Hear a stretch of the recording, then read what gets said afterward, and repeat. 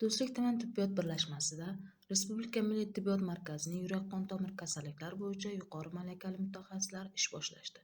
Ular aholining ijtimoiy himoyaga muhtoj qatlamlarini bepul chuqur tibbiy ko'riklardan o'tkazishmoqda.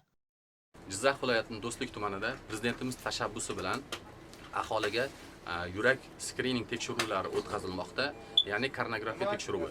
Bu guruhga asosan guruh nogironlari, ijtimoiy reyestrda turuvchilar va nafaqaxo'rlar, bundan tashqari urush qatnashuvchilari kiradi.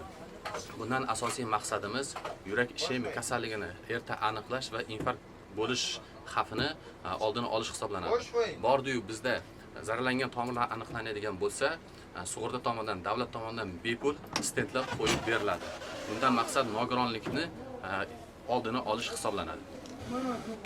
Aholi o'rtasida yurak-qon tomir kasalliklarini barvaqt aniqlash, asoratlarning oldini olish hamda aholi salomatligini mustahkamlashga qaratilgan ushbu tibbiy profilaktik tadbirlar 2026-yil 10 yanvarga qadar davom etadi.